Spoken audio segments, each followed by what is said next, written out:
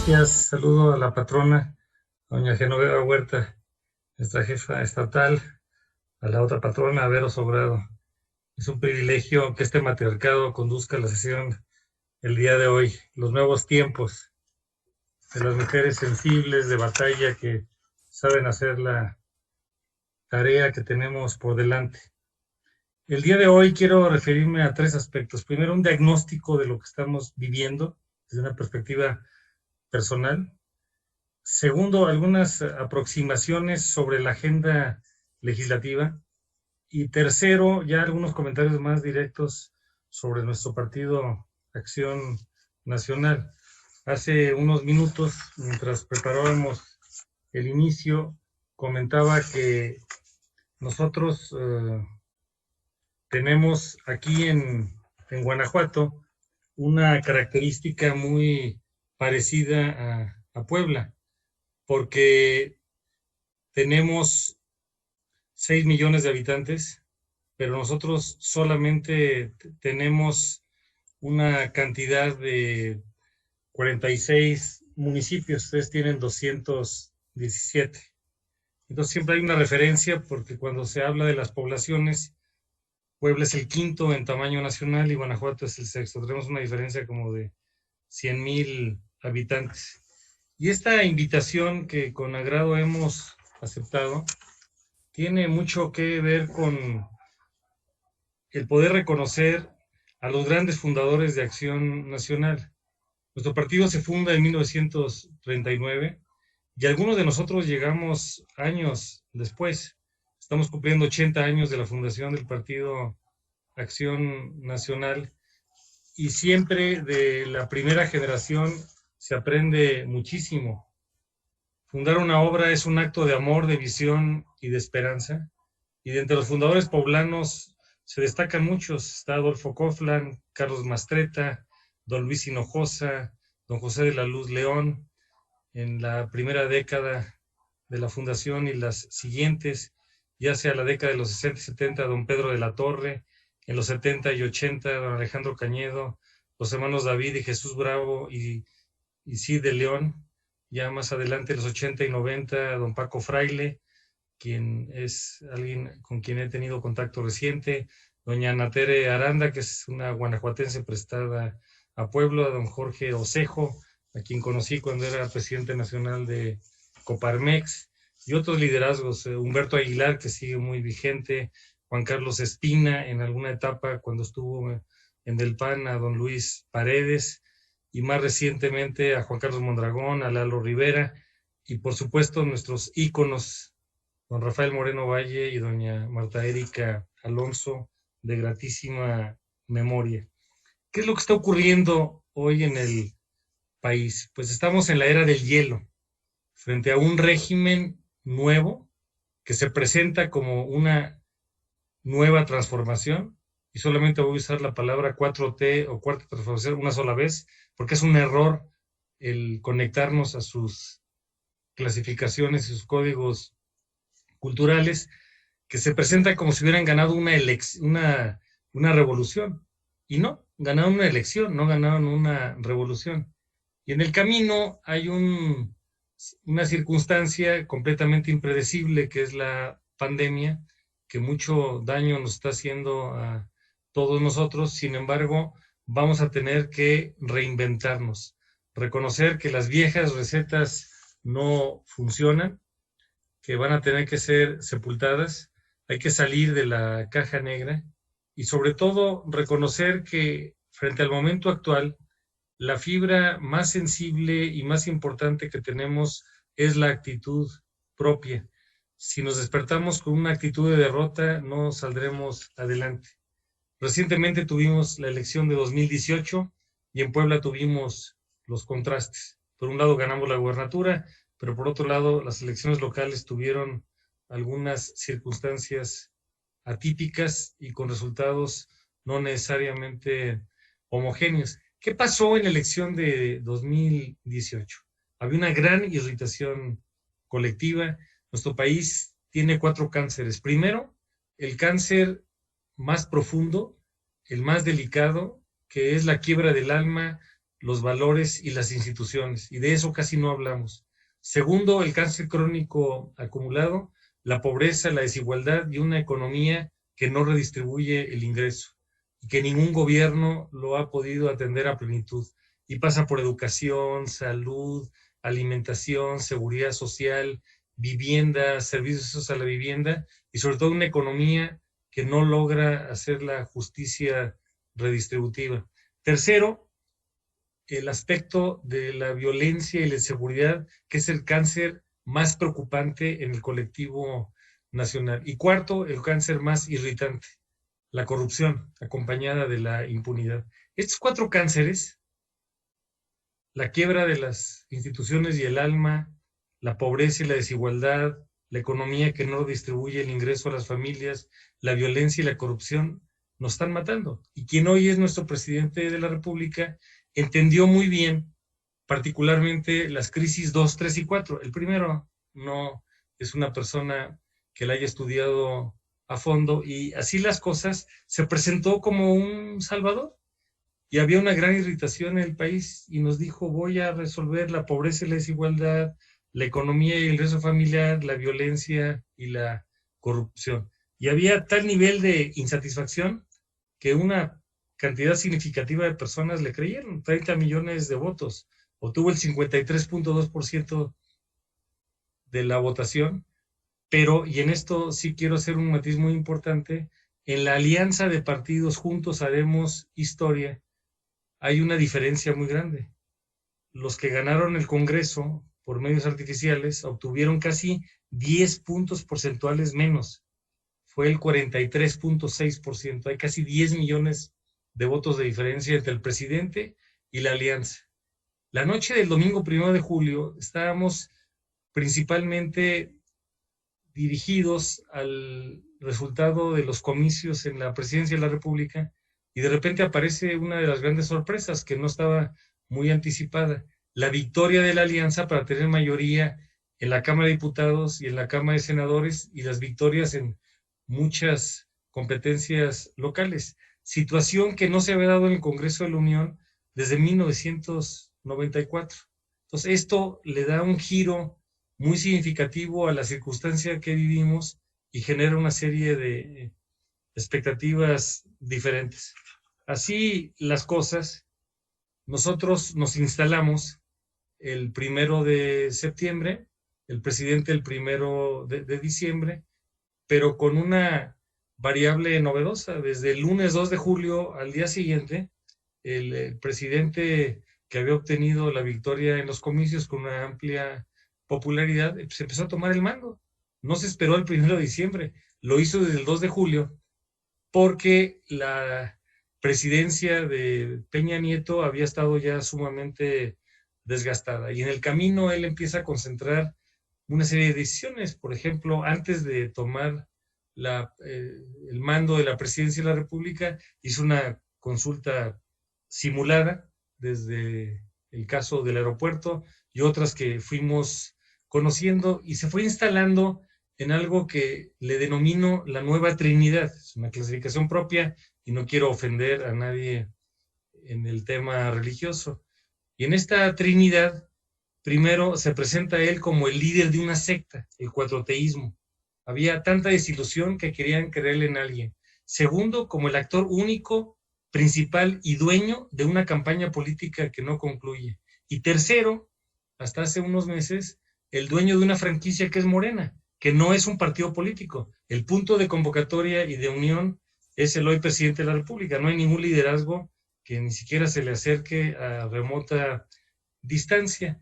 Y el presidente fue ganando espacios y entonces para todo empezó a hablar y ante cualquier tema siempre pone por delante la honestidad y la austeridad. Y en el tema de la honestidad, él en su cabeza ha decidido que ya cambió la realidad, está desconectado de la realidad, inventa datos, pero él cree que ya cambió el tema de la corrupción y para todo nos pone el tema de la austeridad como si fuera la gran solución. Y estamos de acuerdo en la austeridad, pero no en el austericidio. Y entonces siempre nos pone por delante estas dos banderas, honestidad y austeridad, pero no discute los temas de manera directa. Y en el camino fue acumulando un gran deseo de ser presidente que le gana el virus del odio. Y en ese virus del odio descalifica a las personas. Y como señaló hace poco más de 2 semanas el intelectual Enrique Krause, el problema es que cuando el odio viene desde el poder se convierte en la tiranía. Entonces hoy tenemos un presidente que no escucha, que no lee la realidad, no convoca, no concilia, pero ¿cómo regaña? Y es un presidente que habla y habla y habla y habla, y lo que necesitamos en el país, sin duda, es un presidente humilde, prudente, sensible, incluyente, que nos represente a todos nosotros, y su rencor ha sido tan grande, es una tristeza en lo humano, que ni siquiera disfrutó el triunfo. Se llegó con cuentas por cobrar y entonces empieza a descalificar a las personas desde el 2 de julio. Y lo vimos el 1 de diciembre en San Lázaro. Empezó a descalificar los neoliberales, los conservadores, en su desconexión con la realidad, invitó al dictador, al presidente de Venezuela, a Maduro. Nosotros hicimos resistencia para que no pudiera asistir. Y el hecho es de que se convirtió, algunos ya le llaman ahora más bien el tercer imperio, el de Iturbide, el de Maximiliano, y algunos ya lo estamos ubicando como el tercer imperio, porque sí tiene una gran legitimidad. Se instala entonces el 1 de diciembre, el año antepasado, y tuvo como obligación entregar un plan de desarrollo el último día de abril. Estábamos terminando el periodo ordinario de sesiones y nos llegan 2 documentos. Uno, el del doctor Ursúa, que era el secretario de Hacienda, un hombre serio, muy competente, y otro, perdón la frase, un pasquín ideológico. Fui profesor de la universidad y una de las materias que me tocó conducir fue la de planeación. El documento que nos entregó no pasa el primer trimestre del examen de medio término, y prueba de ello es que no tiene objetivos, metas, indicadores, calendario ni recurso.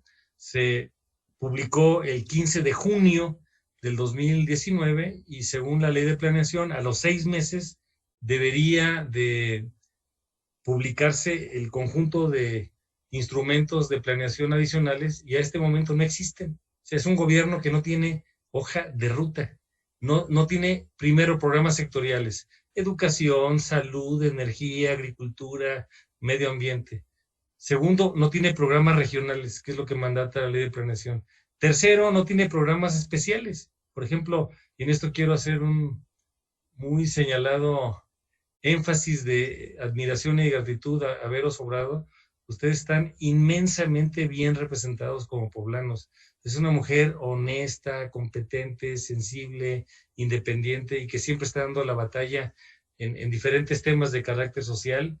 Uno de ellos tiene que ver precisamente con el tema de la mujer, con sus espacios en la propia sociedad, la violencia de la que ha sido víctima, y es nuestra Quijote en el grupo, en ese tipo de temas que son tan importantes. Para cerrar el diagnóstico, lo que quiero comentar es que el presidente se mueve entre la ocurrencia y la perversión estratégica. La ocurrencia de las mañaneras, que es como la mentirosa, no la mañanera, en donde está documentado que todos los días dice mentiras, inventa datos, está desconectado de la realidad. Y por otro lado, su afán transseccional. La pequeña buena noticia es que él no va a estar 6 años, son 5 años, 10 meses.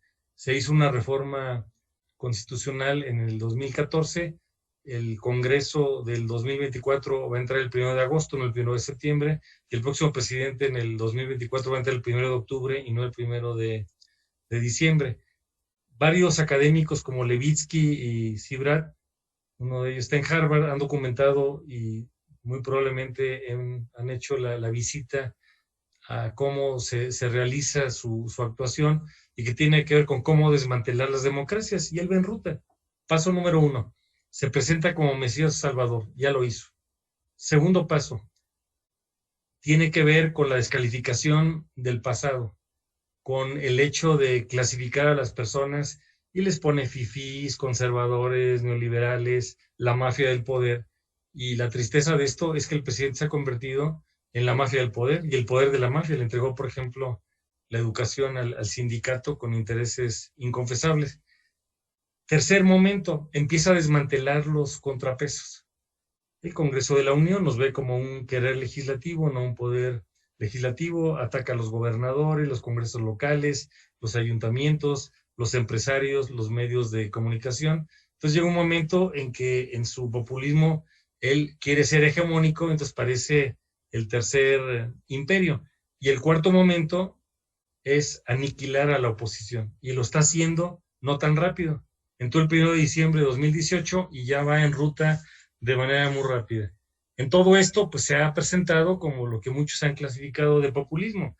Se presenta como un líder carismático, se apodera de la palabra, el populismo fabrica e inventa la verdad, él es el dueño del presupuesto, no tiene ninguna perspectiva federalista, municipalista para gobiernos locales, reparte dinero directamente a las clientelas como son los jóvenes, los adultos mayores, personas con discapacidad, propicia el odio de las clases, moviliza grupos sociales, fustiga al enemigo exterior, raya en ocasiones en la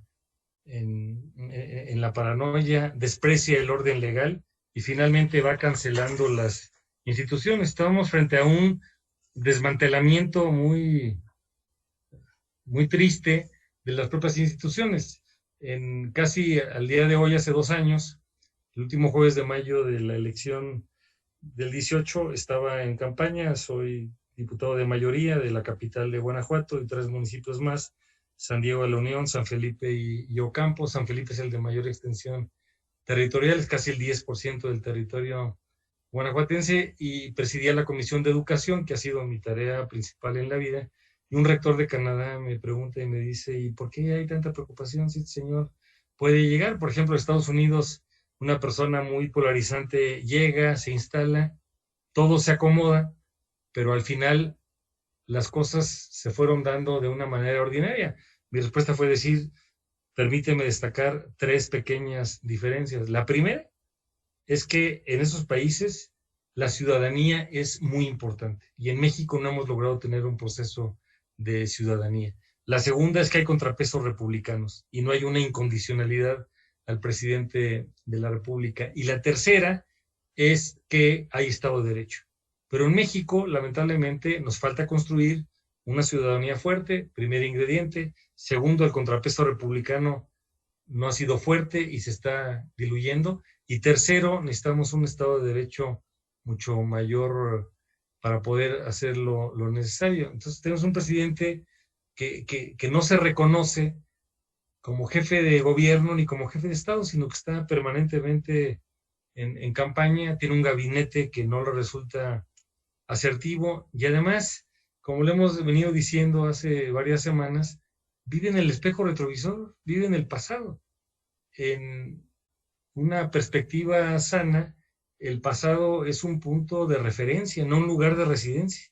Él está en una residencia del Museo de Arqueología Política e Ideológica del siglo pasado para atender temas del siglo XXI. Entonces el futuro es sumamente incierto, cada día nos tiende cortinas de humo y a veces cometemos el error de engancharnos. Entonces frente a todo esto, frente a un diagnóstico en donde realmente tenemos un gran problema delante de nosotros, atender el presente y junto con ello la elección del 2021, pues en el caso de la elección del 2021 se renueva toda la Cámara de Diputados Federal, por primera vez tendremos oportunidad de postular una posible reelección, hay 15 gubernaturas, por fortuna Baja California ya restableció su camino democrático, hay 30 elecciones locales de ayuntamientos y o congresos locales, y haciendo a un lado el Estado de México y Durango,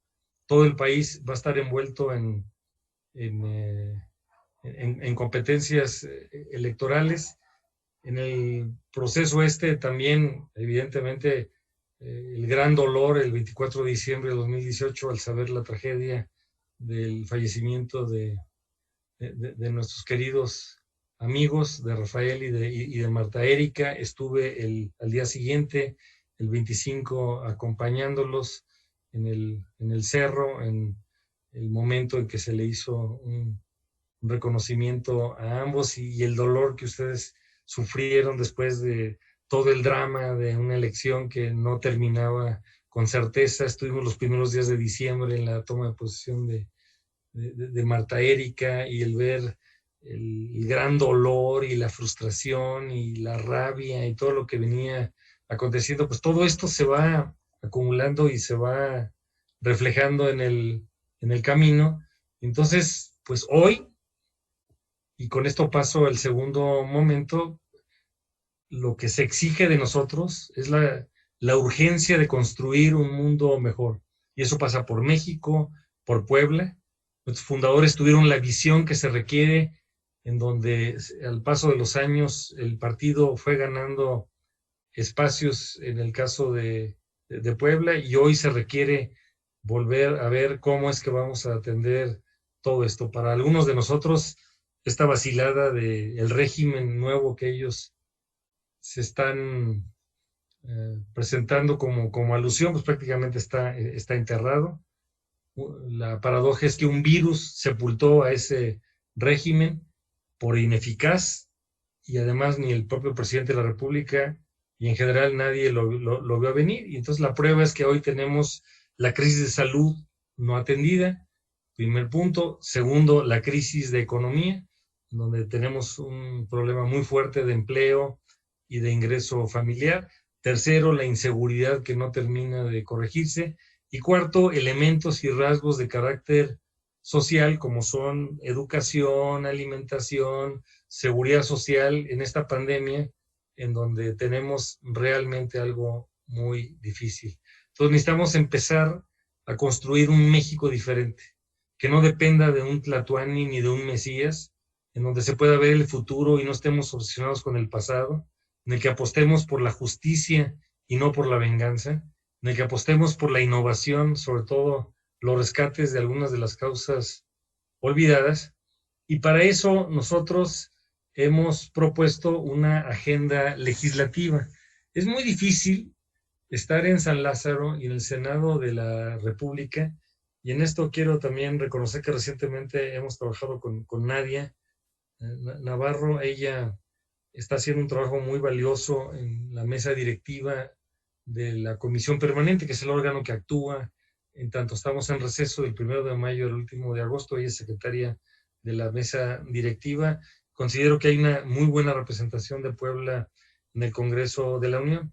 Nosotros tenemos 5 grandes líneas. 1, economía familiar. 2, el combate a la inseguridad. 3, el desarrollo integral de los mexicanos. 4, la defensa de instituciones democráticas. Y por último, un desarrollo sustentable. Las categorías podrían ser diferentes. En todos los estudios de encuestas, grupos de enfoque y escucha que hemos realizado, una de las preocupaciones más grandes tiene que ver con el caso de la economía familiar. Y en este momento, las 2 crisis más visibles, que son la de salud y la de economía, van a producir una enorme cantidad de personas en pobreza. Pobreza de capacidades, pobreza patrimonial, etcétera. Y, por ejemplo, revisando lo que ocurrió en la crisis de 94-95, cuando tuvimos el desplome de la economía nuestra, cuando entró el presidente Zedillo, uno de los resultados de ese momento es que tuvimos 6 millones de pobres más. Y ahora hay quien hace un pronóstico de que pudiéramos llegar hasta a 10 millones adicionales. Tema 1, y lo trazo solamente de pasada, es el apoyo a la economía familiar. Nosotros tenemos propuestas para quitar el impuesto sobre la renta en personas que ganen menos de 10,000 pesos, hacer deducible las prestaciones sociales que se le dan a los trabajadores, eliminar el impuesto a las gasolinas, el tener estímulos fiscales a las empresas que contraten personas de edad superior a 50 años de edad, la deducibilidad en temas como, por ejemplo, las colegiaturas. El día de hoy iniciamos una campaña muy importante en las tarifas eléctricas que tocan directamente a la economía familiar, particularmente para el uso doméstico, porque tenemos una necesidad ahí muy grande. La revisión de las tarifas del propio consumo eléctrico, el tener facilidades administrativas, fiscales y demás para la micro, la pequeña y la mediana empresa, el impulso al turismo como una fuente de desarrollo, el impulso a las cadenas productivas. Por ejemplo, en Puebla la industria automotriz es muy grande, como lo es también en el caso de Guanajuato. Hay muchas propuestas diversas que se están atendiendo en el tema de la economía familiar. La segunda parte es la crisis de inseguridad. Y aquí es donde, por ejemplo, nuestra Quijote, que es Vero, nos podrá comentar más cosas. Ha estado en un grupo plural, participando de manera muy crítica, proactiva, para generar propuestas, particularmente en temas como feminicidio, la violencia de género, la violencia intrafamiliar. Y hay muchas propuestas diversas en donde pues quisiéramos ver que esto se va a resolver y no está resolviendo. Con pena debo de reconocer que, por ejemplo, de los estados que mayor robo a combustible tienen, que es un delito federal, están Puebla y Guanajuato. Y junto con esto hay otros, la delincuencia organizada, el narcotráfico, el acopio de armas, son delitos federales, no estamos viendo un avance significativo. Tercer tema, la parte social. Y ahí entran temas como educación, como ciencia, como salud. Hace rato interrumpimos un seminario nacional que está promoviendo el Comité Ejecutivo Nacional a través de Maggie Fisher y de varias personas, unos compañeros que es el doctor Héctor Jaime Ramírez Barba, que por mucho es el alumno más aventajado en materia de salud en el Congreso mexicano. Y hay una serie de aspectos que tienen que ver pues con la atención de la pobreza. La Ley de Desarrollo Social establece 7 variables para medir la pobreza. 1, educación. 2, salud. 3, vivienda. 4, servicios a la vivienda. 5, alimentación. 6, seguridad social. Y finalmente la séptima es la redistribución del ingreso. Hay mucho por hacer en materia de todo esto y tenemos que preguntarnos cómo mejorar. Una cuarta avenida en la plataforma nuestra es la defensa de las instituciones democráticas. Cómo defender al Instituto Electoral, que ha sido atacado, a los autónomos como la Comisión Nacional de Derechos Humanos, el Instituto de Acceso a la Información. El presidente no reconoce instituciones, no las entiende y no entiende que tampoco las entiende, y prácticamente el único órgano autónomo que no ha venido atacando es el Banco de México. Y eso porque no quiere que se descomponga la economía, y como lo han dicho algunos funcionarios del banco, estamos cada vez en una crisis mayor. El año pasado terminamos con menos 0.1% de crecimiento del Producto Interno Bruto de la economía nacional, y probablemente México es el único país del mundo donde el presidente festejó con crecimiento cero, y ahora el pronóstico es que va a ser entre menos 6 y menos 10%. Y entonces, de lo poco que no ha atacado es el Banco de México. Algo que nosotros hemos insistido mucho, es una nueva forma propuesta principalmente de Origen por el PAN, y reconocemos que los demás partidos también se han sumado, tiene que ver con el método de parlamento abierto, donde tenemos que tener una mayor interacción y que las iniciativas no solamente sean de los legisladores, sino que se hagan con el apoyo de especialistas y con el apoyo de la propia sociedad civil. Necesitamos abrir el Congreso.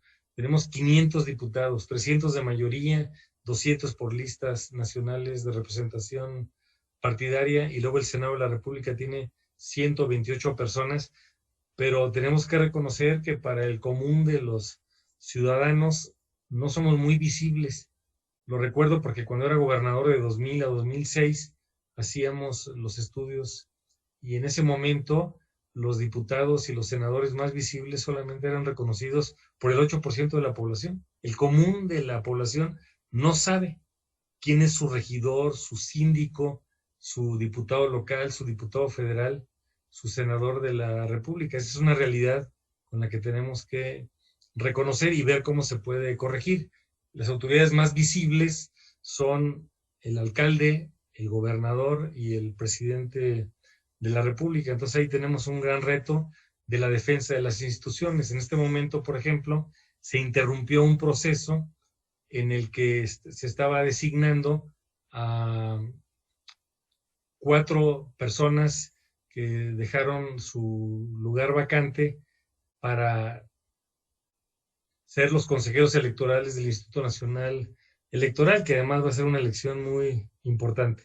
Y el quinto aspecto tiene que ver con el México sustentable, con temas de ecología, agua, cambio climático, suelo, biodiversidad, en fin. Entonces, esa es la agenda principal que trae el PAN y que hemos estado presentando. La lista es bastante larga, sí es muy frustrante. Les pediría que no nos dejen solos. Es muy triste ganar el debate y perder las votaciones. Y recientemente lo que nos está concentrando como prioridad son temas como los siguientes. 1, el apoyo a los trabajadores por el tema de la pandemia. 2, el apoyo a las familias. 3, el tema de cadenas como turismo, automotriz, maquiladora, industria de la construcción, farmacéutica, etcétera. 4, las tarifas eléctricas. 5, el apoyo a la micro, pequeña y mediana empresa. 6, el empleo a personas adultas. 7, el tema del campo. Este gobierno lo tiene completamente abandonado. Y finalmente, el buscar recursos para estados y municipios, porque el presupuesto aprobado para 2019 y para 2020 no tiene un gramo de federalismo. No hay una sola obra fuera de la ley de coordinación fiscal que viene por fórmula para atender el tema que corresponde a la autoridad municipal, y es muy frustrante. Y nosotros tenemos, junto con ustedes, un conjunto significativo de síndicos, regidores, alcaldes, tenemos personas en el Congreso local a quienes también saludo, y uno de los temas emblemáticos en donde recientemente hemos empeñado un esfuerzo adicional es precisamente el caso de la violencia contra las mujeres. Esa ha sido la agenda en la que nos hemos venido concentrando. Paso al tercer tema, solamente para apuntarlo. Estamos en un momento crítico, en donde tenemos muchas sombras y pocas luces, y tenemos que preguntarnos quiénes somos, de dónde venimos y a dónde vamos a llegar.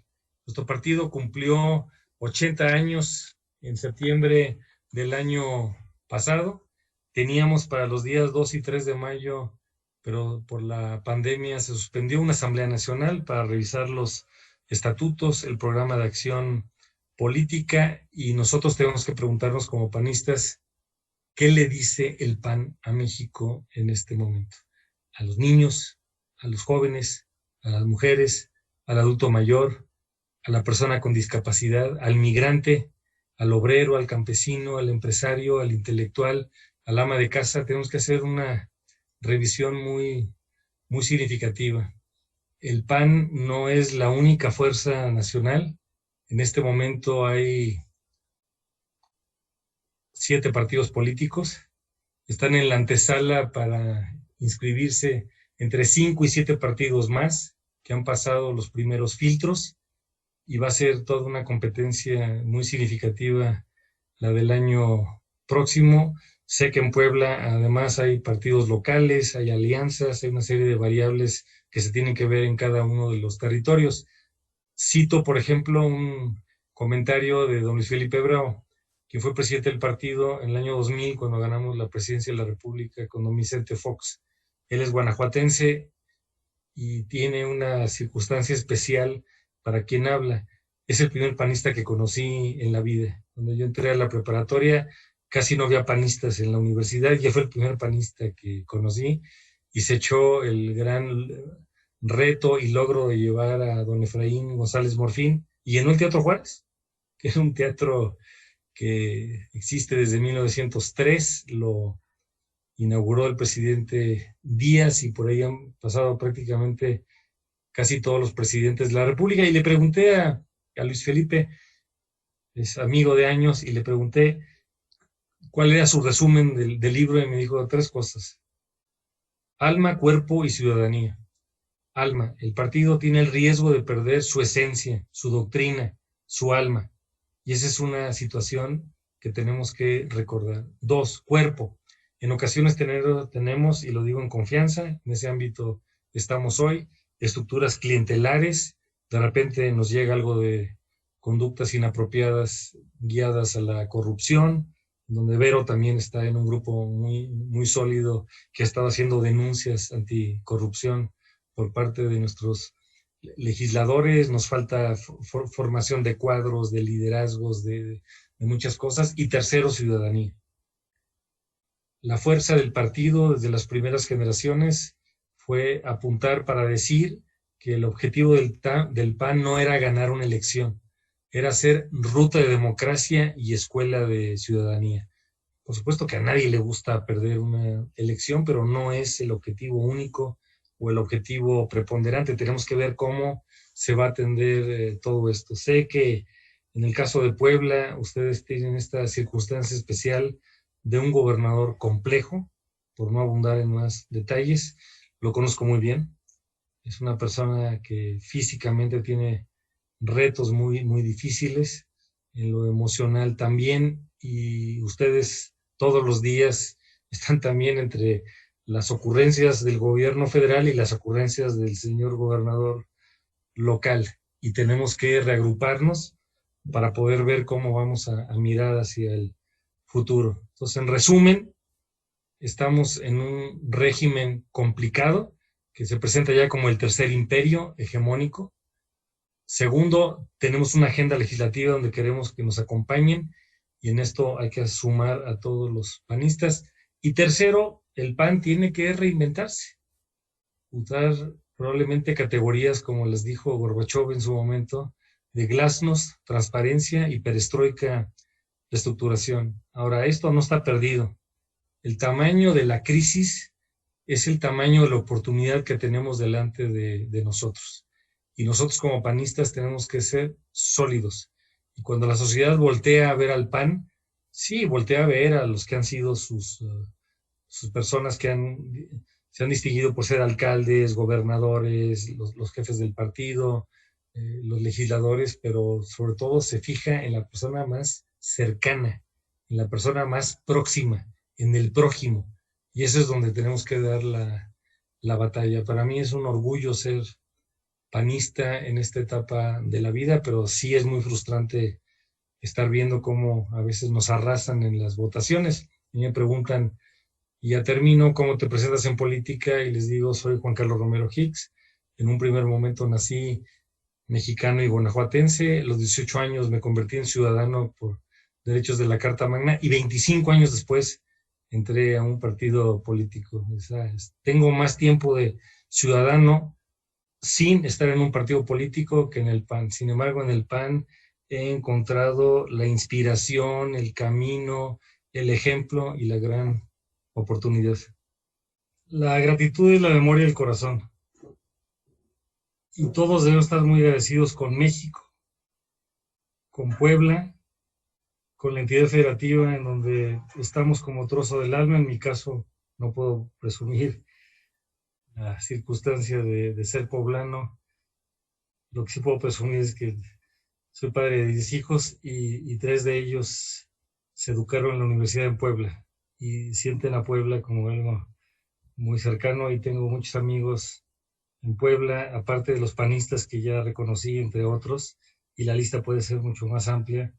Muchísimos amigos en el espacio universitario en diferentes instituciones, desde la UAP, la UPAEP, la Iberoamericana, la UDLA, etcétera. Tengo muchos amigos en mi tema universitario. Recordaba también hace rato, no, del tema de jóvenes, hay un especialista que hizo muchísimo trabajo, Juan Carlos Mondragón.